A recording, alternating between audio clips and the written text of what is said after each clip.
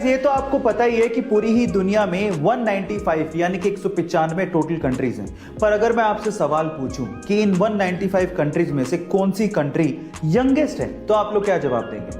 By the way, youngest country से मेरा मतलब यंगेस्ट पॉपुलेशन से बिल्कुल नहीं है, बल्कि ऐसी कंट्री जो भी रिसेंटली ही बनी है, इसका जवाब आपको देना है।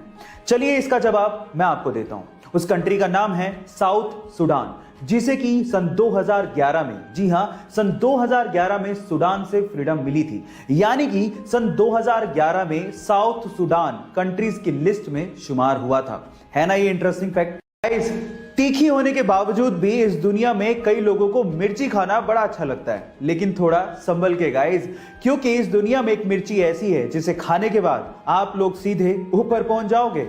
हाँ गाइस, ये मिर्ची इतनी ज्यादा डेंजरस है। इस मिर्ची का नाम है ड्रैगन ब्रीथ चिली पेपर, जो कि इतनी ज्यादा डेंजरस है जिसे खाने के बाद आपको लगातार शॉक लगते हैं और उसके बाद आपकी मृत्यु हो जाती है। पर सवाल यह है कि इतनी डेंजरस मिर्ची को आखिर बनाया क्यों गया? तो उसका आंसर यह है कि इसे मेडिकल ट्रीटमेंट में इस्तेमाल किया जाता है एज एन एनेस्थेटिक ड्रग, जिससे आपकी स्किन को सुन्न करके ऑपरेशन किए जाते हैं। है ना इंटरेस्टिंग फैक्ट? कोका कोला एक ऐसी ड्रिंक जो पूरी दुनिया में बहुत ज्यादा फेमस है।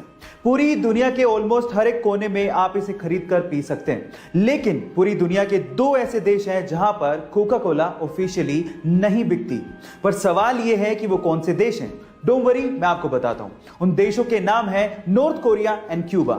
अब नॉर्थ कोरिया या क्यूबा का नाम सुन के शायद आप ये सोच रहे होंगे कि वहां के तानाशाही की वजह से ये ड्रिंक्स वहां पे नहीं बिकती होंगी, लेकिन ऐसा नहीं है।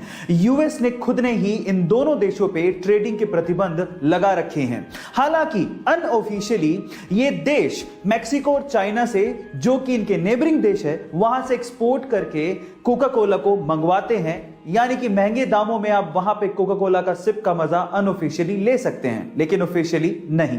गाइस, कंपनीज में सिलेक्शन किस बिहाव पे होता है? क्या आपने कभी सोचा?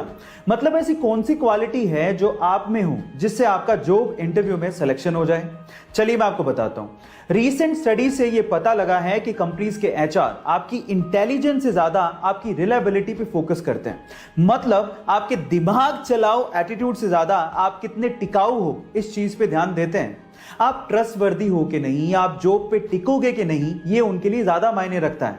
गाइस, आप लोगों ने स्कैम 1992 का ये डायलॉग तो सुना होगा, the most expensive thing in the world is trust and cheap people can't afford it. So guys, अपने इंटरव्यूअर को ये यकीन दिलाइए कि आप रिलायबल हैं। गाइस, जब भी अर्थ शेक करती है यानी कि धरती हिलती है, तो उसे अर्थक्वेक कहा जाता है। आपको तो ये बात पता ही होगी। और हमारे साइंटिस्ट लोगों ने हमारी अर्थ पे बहुत जगह पे अर्थक्वेक्स को रिकॉर्ड भी किया है। आपने भी कभी ना कभी इसे महसूस किया होगा। लेकिन सवाल यह है कि अगर हमारी अर्थ प्लेनेट को छोड़ दें, तो इसके अलावा अगर किसी और प्लेनेट पे ऐसे ही वाइब्रेशंस महसूस किए जाएं, तो क्या उसे भी अर्थक्वेक ही कहेंगे? नहीं। आपकी जानकारी के लिए मैं आपको बता दूं कि नासा ने पहली बार, इतिहास में पहली बार 6 अप्रैल 2019 को ऐसे ही वाइब्रेशंस मार्स के सरफेस पे रिकॉर्ड किए थे, जिसे मार्स क्विक का नाम दिया गया था। है ना अमेजिंग फैक्ट? आप लोगों ने हेवेल्स कंपनी का नाम तो जरूर सुना होगा। मे बी आप में से बहुत सारे लोग हेवेल्स कंपनी के इलेक्ट्रिकल अप्लायंसेस यूज भी करते होंगे।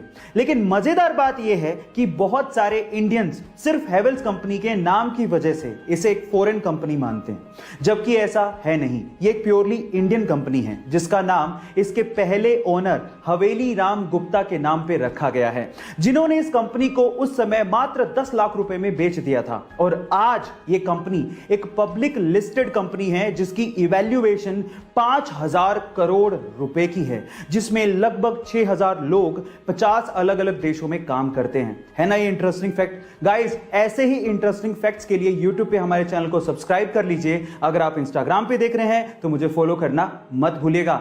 मिलते हैं अगली वीडियो में।